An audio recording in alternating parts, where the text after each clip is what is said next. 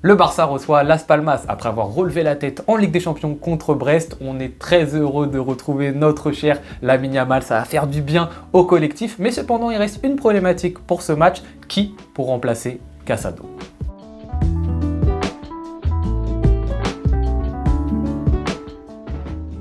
Bonjour mesdames et messieurs, comment allez-vous? J'espère que vous allez bien, surtout comment va Las Palmas. Las Palmas est actuellement 17e du championnat d'Espagne, une équipe qui déjà l'année dernière avait fini 16e. Alors l'année dernière ils étaient promus, donc leur objectif c'était bien évidemment de se sauver. Ils avaient fait une bonne première partie de saison en étant une équipe un tout petit peu surprise, mais malheureusement en deuxième partie de saison ça s'était assez effondré, ils s'étaient fait peur jusque dans les dernières journées. Cette année ça commence dès le début pas très bien, donc comme je l'ai dit 17e, une des pires défenses de Liga, 25 buts encaissés. Il n'y a que l'Espagnol Barcelone et Valladolid qui ont encaissé plus qu'eux. Mais en revanche, c'est une équipe qui marque des buts. Et donc ça montre bien la mentalité, la philosophie de cette équipe, qui est une philosophie que moi je respecte énormément, qui est « Ok, on va se battre. Notre objectif, c'est justement de rester dans ce championnat de Liga et de ne pas être relégué. Mais on va se battre avec le jeu, avec la manière. » Et ça, moi, c'est quelque chose que je respecte énormément. Je préfère 1000 fois plus cette idéologie que de se dire « Bon, on est en difficulté, on va se regrouper, on va se mettre à 10 derrière et on va essayer d'avoir un petit match nul. » Après, quand bien même cette équipe est une équipe qui se bat pour le maintien, ça reste sur le papier une équipe qui conserve des assez bons joueurs. Si on regarde la valeur marchande de cette équipe, il me semble que c'est la 12e équipe à peu près de Liga. Cette équipe conserve des joueurs qui ont de la qualité et donc une nouvelle fois qui procurent du beau jeu et qui a toujours eu un peu un ADN qui se rapprochait de celui du Barça. On a l'impression qu'il y a un peu une histoire commune entre les deux clubs. La dernière histoire commune, ça a justement été Pedri qui vient du côté du FC Barcelone, mais dans son effectif, elle conserve aussi des joueurs qui ont un historique avec le Barça et on l'a dit dans sa philosophie, elle conserve des petites touches un petit peu barcelonaises cette équipe. On connaît très bien Sandro qui a été un attaquant qui est passé par le FC Barcelone. Alors l'année dernière ils avaient Mounir, mais Mounir est parti cet été de cette équipe. On a également un Molero qui est leur milieu de terrain, un petit peu ailier quelquefois, qui ressemble un petit peu physiquement et même dans la manière des fois dont il se comporte dans le jeu à notre cher Pedri, qui a de nombreuses fois déclaré son amour pour le FC Barcelone. C'est un joueur peut-être dans un futur qui nous rejoindra. En tout cas on sent qu'il a un petit peu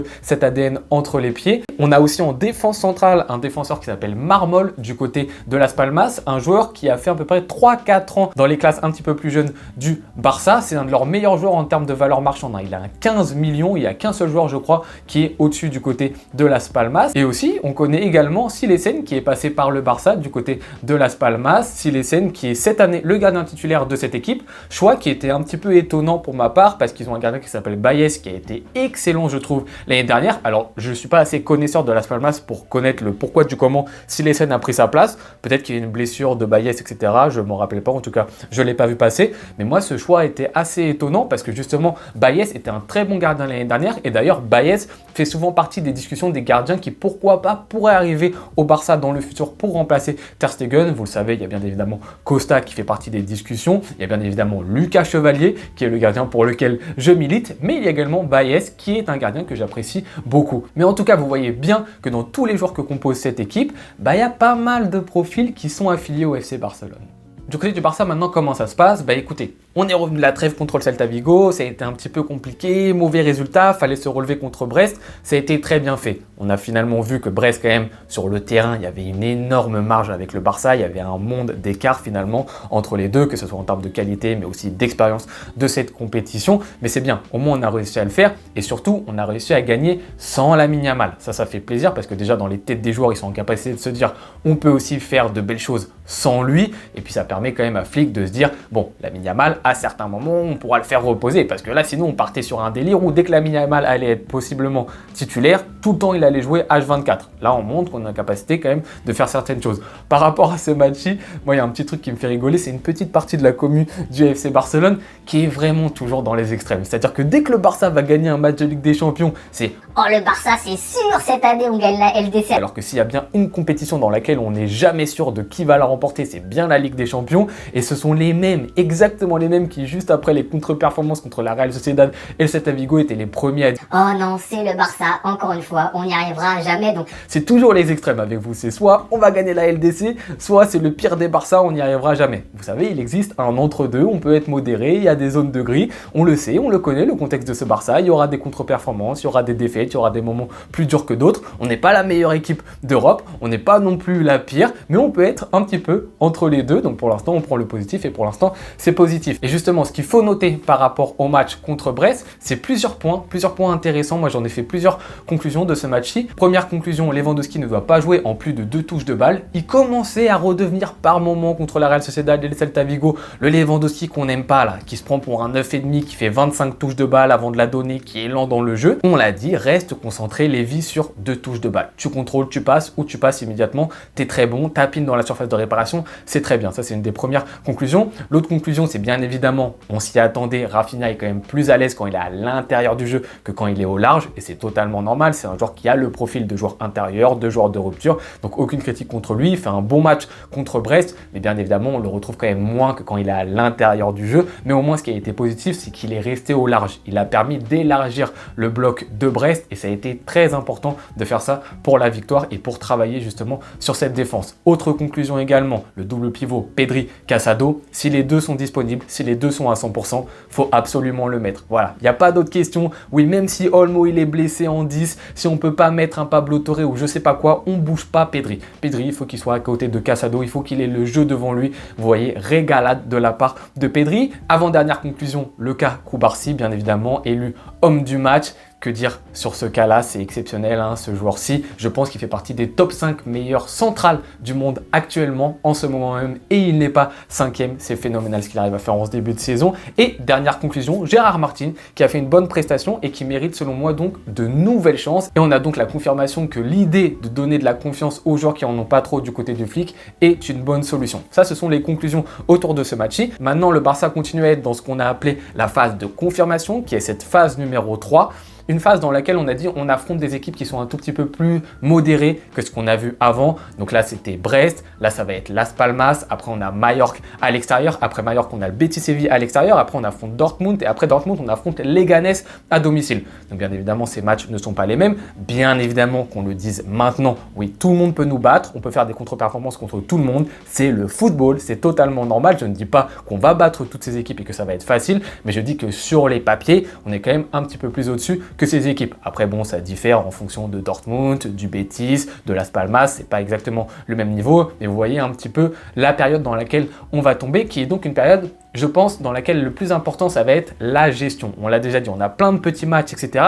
Profitons de certains matchs à la maison contre des équipes peut-être un petit peu plus faibles pour faire tourner cette équipe qui a besoin de fraîcheur. Typiquement, là, on affronte Las Palmas. Sur la série qui arrive, c'est peut-être finalement le match dans lequel on peut le plus faire tourner, parce qu'après Majorque à l'extérieur, on va se dire « Ah non, mais il faut quand même faire attention ». Betis Séville à l'extérieur, on va arriver, on va dire « Faut faire quand même un petit peu attention ». Puis après Dortmund, et après, ce sera que contre Leganés à la maison qu'on pourra repenser à faire encore plus de turnover. Bien évidemment, ça ne veut pas dire que contre Mallorca et contre le Betis, on ne va pas faire de remplacement. Il faudra certainement aussi en faire. Mais là, à la maison, contre le 17e du classement, Las Palmas, on peut quand même se permettre une toute petite rotation. Vous allez en voir que j'en fais une. Je fais souffler 3 joueurs du côté du Barça. Je trouve que ça va, c'est pas non plus énorme et que justement, on peut se permettre de ce contexte. Il faut voir le contexte dans la globalité pour se dire, oui, sur la longue, c'est important de faire souffler certains joueurs. C'est peut-être le moment de le faire. Donc après juste avoir dit ça, mesdames et messieurs, voici le 11 que j'attends du côté du Barça avec Iñaki Peña au cage. Une nouvelle fois, bah oui, ça reste Iñaki Peña pour moi, ça ne bouge pas. Première surprise, dans la ligne défensive, je mets un Sergi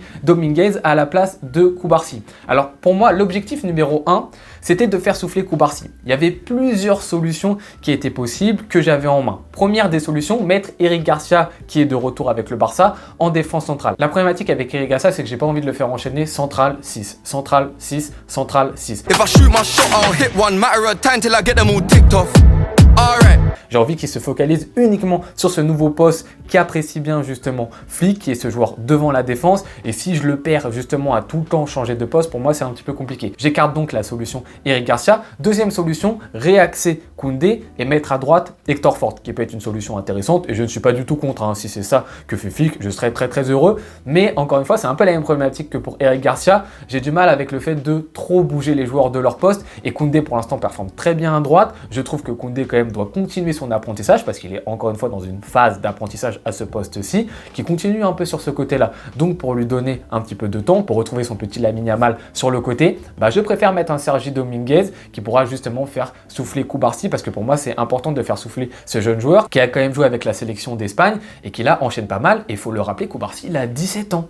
Donc à 17 ans, oui, tu dois gérer un joueur. On notera aussi le retour de Baldé dans cette défense sur le côté gauche qui, je pense, actuellement peut être à 100%. Ensuite, on arrive au milieu de terrain. La deuxième rotation, mais qui est cette fois-ci obligatoire, qui est bien évidemment le cas de Casado. Comment tu le remplaces? Je vous ai posé la question récemment sur tous mes réseaux sociaux, donc que ce soit Insta, que ce soit Twitter ou que ce soit YouTube. Dans tous les cas, vous m'avez fait le même classement, qui est bien évidemment pour le remplacer largement devant Gavi, en deuxième position Frenkie de Jong et en troisième position Eric Garcia.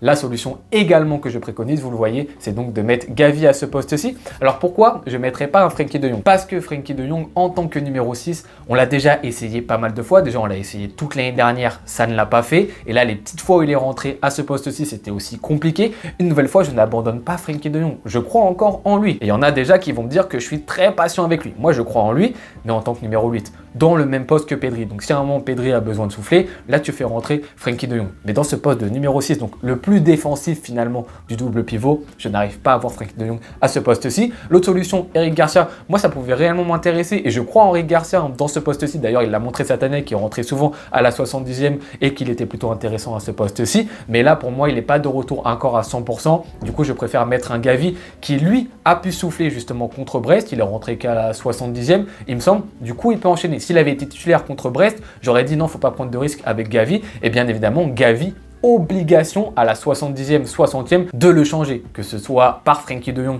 que ce soit par Eric Garcia, c'est à Flick de le choisir, mais obligation de reposer le petit. Et après contre Mallorca, normalement remplaçant. Il faut fonctionner selon moi comme ça avec Gavi parce que pour l'instant ça fonctionne très bien. Il faut continuer à être très patient avec lui. En numéro 10, Dani Olmo, pour moi ça fonctionne superbement bien, donc on continue à mettre ce joueur à ce poste-ci. Autre surprise qui est donc Fermin Lopez dans le demi-espace gauche. Pourquoi j'ai choisi de mettre Fermin Lopez dans le demi-espace gauche? Parce que Rafinha a joué 90 minutes avec la sélection brésilienne contre le Venezuela, 90 minutes après contre l'Uruguay, 90 minutes contre le Celta Vigo, 90 minutes contre Brest. Donc au bout d'un moment, Rafinha, il a beau courir partout, mettre énormément d'intensité. Si on veut qu'il continue d'être aussi performant, il a besoin d'être à 100%. Il faut le reposer à un moment, le gamin. Et s'il y a un match dans lequel on peut le reposer, s'il vous plaît, dites-moi pas que c'est les autres matchs qui arrivent. Las Palmas à la maison, non, c'est du pain béni. Je pense quand même que Fermin Lopez dans ce rôle-là, et je le répète pour la millième fois, je pense que Fermin Lopez est le remplaçant parfait à Rafinha parce que quand tu regardes ces deux joueurs-ci, ils ont beaucoup de similarités, que ce soit dans le profil de rupture, que ce soit dans la frappe de loin, que ce soit dans l'envie, que ce soit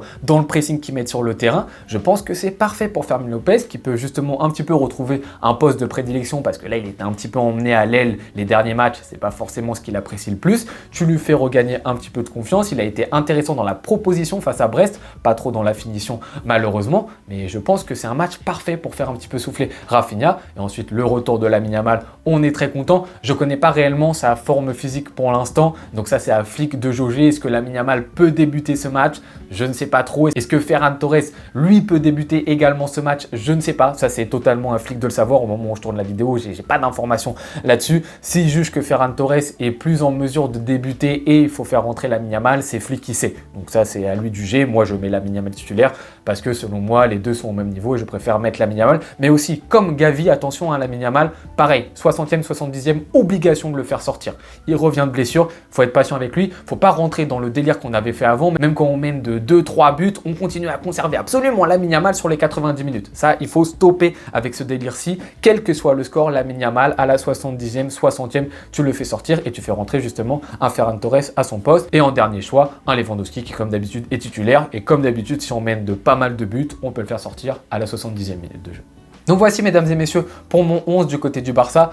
Encore une fois, un match bien évidemment de football, ce n'est pas gagné d'avance, il va falloir être sérieux. On l'a dit, Las Palmas, ils encaissent beaucoup, mais ils sont en capacité de marquer. Du coup, ils peuvent nous embêter, ils ont une bonne qualité technique, on a évoqué certains de leurs joueurs. Maintenant, je veux pas qu'on commence à dire match piège, il faut faire attention, il faut absolument remporter les 3 points, il faut être concentré. Oui, on le sait, je demande pas moi à ce que le Barça fasse match nul ou perde. Hein. Tous les matchs, il faut les gagner. Donc dire il faut absolument gagner ce match-ci, ça fait pas trop avancer la chose, ça fait pas trop avancer le débat de dire ça et dire match piège.